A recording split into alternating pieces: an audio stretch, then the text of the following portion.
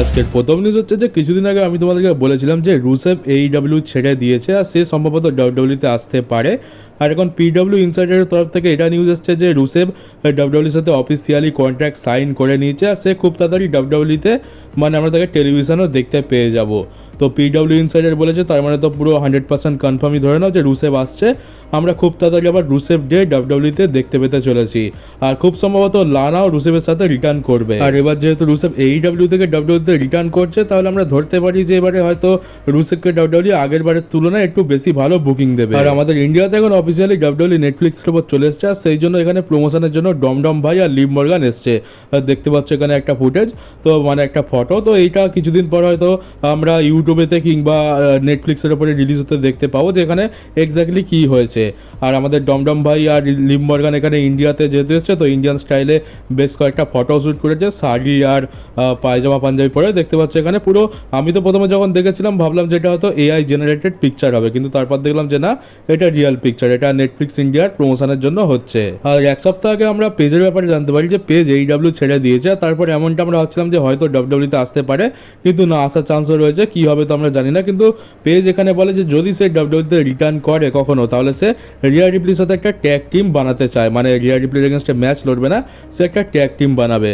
কিন্তু সে রিটার্ন করবে কি করবে না সেটা কিছু পরিষ্কার করে বলে। তবে যদি রিটার্ন করে তাহলে তার এই একটা ইচ্ছা আছে। তবে তো আমি তো পার্সোনালি বলবো যে এদের মধ্যে ট্যাগ টিম দামালি, আমি তো এদেরকে একে অপরের এগেনস্টেই দেখতে চাইবো। আর আমাদের ডমডম ভাইও বলে যে তার ছোটবেলাকার সব থেকে ফেভারিট সুপারস্টার হচ্ছে দ্য মিজ, আর সে চাইতো যে সে বড় হয়ে মিজের সাথে একটা ট্যাগ টিম বানাবে, এটা হচ্ছে তার একটা ড্রিম। আর দেখতে গেলে ডমডম ভাই একদম ঠিকঠাক আইডিয়া রেসলারই ঠিক করেছে। আগে ফ্যান্সদের ইরিটেট করার কাজ মিস করতো আর এখন ফ্যান্সদের ইরিটেট করার কাজ ডমডম ভাই করছে। আর এদের মধ্যে একটা ট্যাগ টিম বানিয়ে দিলে খুব একটা তো খারাপ হয় না, বেশ ভালো এন্টারটেনই বলতে পারো।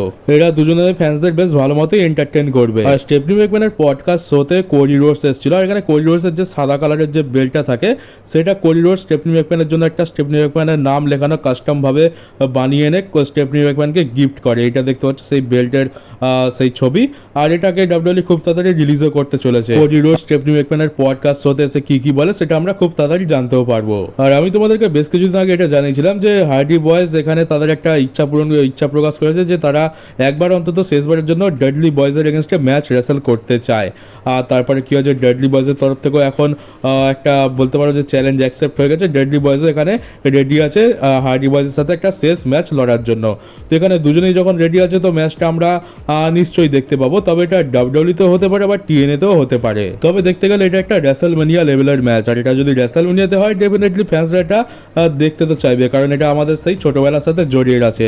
এখনকার ট্যাগ টিম ডিভিশনের যা হাল তো আমরা দেখেই নিয়েছি। আগেকার যুগের ট্যাগ টিম ডিভিশন বলতে আমরা এদেরকেই চিনতাম, এরাই ট্যাগ টিম ডিভিশনকে পুরো মাতিয়ে রাখতো আর ট্যাগ টিম ডিভিশনের আসল ভ্যালু এরাই কিন্তু ওপরে নিয়ে গেছিলো। আর এখন তো ট্যাগ টিম চ্যাম্পিয়ন কারা সেটাই আমরা ভুলে গেছি। আর এরপর আরেকটা রিটার্ন নিয়ে কথা বলা যাক, বেলা টুইন্স এটা তাদের ইন্টারভিউতে বলেছে যে তারা খুব তাড়াতাড়ি WWE-তে একসাথে রিটার্ন করবে, আমরা আবার বেলা টুইন্সকে WWE-তে দেখতে পাবো। তো রিটার্ন করে কী লাভ হবে তো বুঝতে পারছি না, কারণ নিকি বেলা রিটার্ন করেছিল, কী হয়েছে তো আমরা দেখেই নিয়েছি। ফ্যান্সদের তেমন কোনো রিয়াকশানই নেই, মানে নিকি বেলা আসুক না আসুক তাতে কিছু যায় আসে না। আর যদি বেলা টুইন্স চলেও আসে কী বা করে নেবে, তো ফ্যান্সদের তো খুব একটা ইন্টারেস্ট নেই। এবার যদি WWE-র ইন্টারেস্ট থাকে, মানে WWE তো অফকোর্স ইন্টারেস্ট তো রয়েছে, নাহলে বেলা টুইন্স এই কথা বলতো না। আমরা ডেফিনেটলি এদের রিটার্ন দেখতে পাবো ভবিষ্যতে, এবার কোথায় হয় সেটাই দেখতে হবে। আর এই নিউজটা বেশ কিছুদিন আগের নিউজ, আমারই খালি কভার করা হয়নি। তো কী হয়েছে তোমাদেরকে বলেছিলাম যে লিলিয়ান গার্সিয়া তো এখন আর ফুল টাইমার রিং অ্যানাউন্সার নয়, কারণ WWE-তে তাকে আরও অন্য কোনো কাজ দেওয়া হয়েছে। তো তাকে আমরা মাঝে সাঝে কোনো বড় সড়ো শোতে হয়তো রিং অ্যানাউন্সার হিসাবে দেখতে পাবো। তো এবার তো WWE-র একটা স্ম্যাকডাউনের জন্য ফুল টাইমার রিং অ্যানাউন্সার দরকার। তো এই জায়গায় দেখতে পাচ্ছ ইনি হচ্ছে, এনার নাম হচ্ছে মার্ক সুনাক। ইনি এখন স্ম্যাকডাউনের অফিসিয়ালি ফুল টাইমার রিং অ্যানাউন্সার। তো অনেকদিন পর আবার একজন মেল রিং অ্যানাউন্সারকে দেখতে পেলাম, আর এর কাজ বেশ ভালোই লাগছে। আমরা 2 সপ্তাহ দেখলাম, বেশ ভালো মতো অ্যানাউন্সিং করছে, একটা ভালো ফিল দিচ্ছে। তবে আরেকটা কথা বলবো, রিং অ্যানাউন্সার বলতে মনে পড়লো রতে একজন রিং অ্যানাউন্সার রয়েছে, তার নামটা তো আমি ভুলে গেছি। তাকে ছেলে না, তার গলার আওয়াজ শুনে তাকে ছেলে না মেয়ে বোঝাতে মুশকিল, মানে ওটাকে আমার একদমই পছন্দ হচ্ছে না পার্সোনালি। পার্সোনালি। ওটাকেও যদি চেঞ্জ করে দিতে পারে তো খুবই ভালো হয়। আর ডাব্লিউডাব্লিউ এটা অফিসিয়াল করে দিয়েছে যে এবছর আমরা সামারের আশেপাশেতে এভলিউশন প্রিমিয়াম লাইভ ইভেন্টের রিটার্ন দেখতে পাবো। মানে সেই আগে হয়েছিল যখন Ronda Rousey, সারসা bank, Charlotte flair এরা সবাই ছিল আর ওমেন্স ডিভিশন একদম পিকে চলছিল, তখন আমরা এভলিউশন প্রিমিয়াম লাইভ ইভেন্ট দেখতে পেয়েছিলাম। আর এবারে আবার আমরা এভলিউশন প্রিমিয়াম লাইভ ইভেন্ট 2.0 মানে একটা সেকেন্ড পার্ট দেখতে পেতে চলেছি।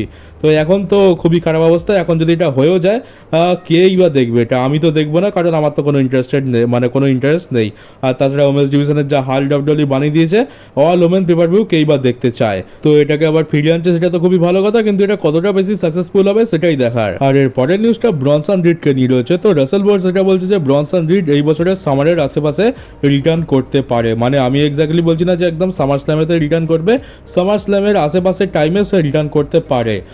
হতে পারে সেটা summer slam premium live event কিংবা তার আগে কিংবা তার পরে। আর তাছাড়া দেখতে গেলে যখন ব্রনসন রিড ইনজার্ড হয়েছিল নভেম্বর মাসে আগের বছরে, তখন আমরা বুঝতে পেরেছিলাম যে হ্যাঁ এর টাইম তো বেশ লাগবে, লম্বা টাইমের জন্য হয়ে গেছে, কারণ বাইরের অ্যাঙ্গেলটা পুরো ভেঙে দুটুকরো হয়ে গেছে। তারপরে ব্রনসন রিড হচ্ছে একটা ভারী আর বড়সড় সুপারস্টার, তো তার ইঞ্জুরিটা পুরোপুরি মানে পাটা পুরোপুরি ঠিক হতে একটু টাইম তো লাগবে। যখন ব্রনসন রিড ইনজার্ড হয়েছিল তখন ডাব্লিউডাব্লিউ বলেছিল কম করে হলো 9 থেকে 10 মাস টাইম তো লাগবেই। আর এবার এই বছরের রেসলম্যানিয়া সব থেকে বড় ম্যাচ নিয়ে কথা বলা যাক, যেটা হচ্ছে জন সিনা ভার্সেস কোডি রোডস। তো এই ম্যাচটা অনেকেরই প্রশ্ন হবে কে জিতবে, অনেকে বলছে কোডি জিতবে, অনেকে বলছে জন সিনা জিতবে। এখন ইন্টারনেট দুটো টিমে ভাগ হয়ে গেছে, একটা হচ্ছে টিম সিনা, একটা হচ্ছে টিম কোডি। সোশ্যাল মিডিয়াতে এখন এই দুই পক্ষের ফ্যান্সদের মধ্যে বেশ ভালো মতোই সংঘর্ষ হয়। তো তোমাদের মনে প্রশ্ন তো জাগবে যে কে সত্যিকারে জিততে পারে। তো কে জিততে পারে এটা তো আমি তো বলবো খুবই আনপ্রেডিক্টেবল। এখানে এখন 50-50 চান্স রয়েছে। আর এখানে ব্যাটিং ওয়ার্ডস কি বলছে? তো ব্যাটিং ওয়ার্ডস এখানে অনেক বড় ম্যাটার করে। আমরা প্রত্যেকবার দেখি যে এরকম বড় বড় ম্যাচেতে ব্যাটিং ওয়ার্ডস অনেক সময় ঠিক হয়, আবার অনেক সময় ভুলও হয়ে যায়। তো তাও একবার জেনে রাখা ভালো। তো ব্যাটিং ওয়ার্ডসের অ্যাকর্ডিং এখন কে বেশি ফেভারিট? তো ব্যাটিং ওয়ার্ডসের অ্যাকর্ডিং এখন জন সিনা কোডি রোডসের থেকে এগিয়ে রয়েছে, কিন্তু কোডি রোডসও খুব একটা বেশি পিছিয়ে নেই। মানে বলতে পারো অন্তরটা যেটা থাকে ব্যাটিং ওয়ার্ডসের মধ্যে সেটা খুব একটা বেশি নয়, তাই তোমরা এটা 50-50ও ধরে নিতে পারো। রয়্যাল রাম্বলের ক্ষেত্রে তো ব্যাটিং ওয়ার্ডস একদম অ্যাকুরেট হয়, কিন্তু এবছর কি হয়েছে তো সেটা আমরা দেখেই নিয়েছি। তো রেসলম্যানিয়াতেও ব্যাটিং ওয়ার্ডস অনেকটা অ্যাকুরেট হয়ে থাকে। আর সেখানে আমরা আগের বছরেতেও দেখতে পেলাম ব্যাটিং ওয়ার্ডসের যেরকম রেজাল্ট ছিল সেরকমই বেরিয়েছে। তো এইবারেও বলবো যে ব্যাটিং ওয়ার্ডসের উপর অত বিশ্বাস করতে হবে না, কারণ এখন সব কিছুই আনপ্রেডিক্টেবল। তবে তোমরা ধরে নিতে পারো যে জন সিনার যত চান্স রয়েছে কোডি রোডসেরও তত চান্স রয়েছে। আর আমি বলবো যে পার্সোনালি জন সিনা জিতে গেলেও খুব একটা তো খারাপ কিছু হবে না, কারণ জন সিনা রেসলম্যানিয়াতে 17 টাইম ওয়ার্ল্ড চ্যাম্পিয়ন হবে। এটা একটা অনেক বড় মোমেন্ট, এটা ডাব্লিউডাব্লিউর ইতিহাসে লিখে দেওয়া হবে। আর এটা একটা ডাব্লিউডাব্লিউর বলতে পারো যে রেসলম্যানিয়ার বেস্ট একটা মোমেন্টও হয়ে যাবে। তো জন সিনা যদি সত্যি এখানে কোডি রোডসকে হারিয়ে দিয়ে চ্যাম্পিয়ন হয়ে যায় তাহলে আমি বলবো এটা খুব একটা খারাপ ডিসিশন তো নয়। আর তাছাড়া কোডি রোডস তো পরে আবার চ্যাম্পিয়ন হয়ে যাবে, কিন্তু জন সিনার কাছে এটাই শেষ সুযোগ এখানে রেসলম্যানিয়াতে। বলছি না যে জন সিনা এই 2025 সালে আর চ্যাম্পিয়ন হতে পারবে না, তার কাছে সুযোগ তো ডিসেম্বর মাস অবধি রয়েছে, কিন্তু রেসলম্যানিয়াতে তার চ্যাম্পিয়ন হওয়া 17 টাইম যে রেকর্ডটা আছে সেটা ভাঙা, সেটা একটা অনেক বড় জিনিস। তো আমি চাইবো যে যেন সেটা রেসলম্যানিয়াতেই হোক। আর এখানে যদি কোডি রোডস জন সিনার কাছে হেরে যায় তাহলে কোডি রোডসেরও খুব একটা ক্ষতি হবে না, কারণ সে হারছে কার কাছে সেটা তো দেখতে হবে। কোডি রোডস এখন যে লেভেলে রয়েছে সেখান থেকে যদি সে সেথ রলিন্স, ড্রু ম্যাকিন্টার, এলে নাইট এদের কাছে হেরে যায় তাহলে কিন্তু তাকে কমজোর দেখানো হবে। কিন্তু এখানে যদি সে রক, জন সিনা এদের মতো লেজেন্ডারি সুপারস্টারের কাছে হারে, এমনকি কোডি রোডস যদি র্যান্ডি অর্টনের কাছেও হেরে যায় তাও কিন্তু কোডি রোডসকে খুব একটা উইক দেখাবে না, কারণ এই সমস্ত সুপারস্টারদের কারিজমা আর এদের বলতে পারো যে এদের একটা ক্যারেক্টার এটা অনেক ওপরে রয়েছে। র্যান্ডি অর্টন, জন সিনা, রক এরা লেজেন্ডারি ক্যারেক্টার। তো ডাব্লিউডাব্লিউর কাছে এখানে বেশ ভালো মতো সুযোগ আছে যে কোডি রোডসকে উইকও দেখাবে না, কিন্তু চ্যাম্পিয়নশিপ নিয়েও নেবে তার কাছ থেকে। আর তারপর একটা আমরা আরও ভালো স্টোরি লাইন দেখতে পাবো। কোডি রোডস চ্যাম্পিয়নশিপ হেরে যাওয়ার পর সে তারপর আবার চ্যাম্পিয়নশিপকে চেস করবে, আর আমরা হয়তো দেখতে পাবো যে সামার স্ল্যাম পর্যন্ত জন সিনা চ্যাম্পিয়ন থাকলো আর কোডি রোডস সামার স্ল্যামেতে গিয়ে জন সিনার কাছ থেকে আবার চ্যাম্পিয়নশিপ নিয়ে নিল। তাহলে স্টোরি লাইনটাও একটু ইন্টারেস্টিং হয়। তবে রেসলম্যানিয়াতে এখানে যদি জন সিনার জায়গায় কোডি রোডস জিতে যায়, তার চ্যাম্পিয়নশিপ সাকসেসফুলি রিটেন করে নেয়, তাহলে কিন্তু বলবো যে কোডি রোডস এই যুগে সব থেকে স্ট্রং আর সব থেকে বড় রেসলার হয়ে বেরোবে, আর সে কিন্তু ডাব্লিউডাব্লিউ কোম্পানির সব থেকে বড় ফেস হয়ে যাবে এই মডার্ন যুগের। আর তো চলো গাইজ, এই ভিডিওটা এই পর্যন্ত ছিল। আর তোমাদের এই যে ম্যাচটা রয়েছে এর প্রতি তোমাদের মতামত কি? কে জিততে পারে, কে হারতে পারে, তোমরা কি বলছো? তো তোমরা এটা কমেন্ট বক্সে অবশ্যই জানিও। আর নতুন হয়ে থাকলে চ্যানেলটাকে সাবস্ক্রাইব করে নোটিফিকেশন বেলটাকে অন করে দিও, আর পারলে ভিডিওকে শেয়ারও করে দিও। তো চলো গাইজ, দেখা হচ্ছে তোমাদের সাথে আমার ডাব্লিউডাব্লিউর একটা নতুন নিউজ ভিডিওতে।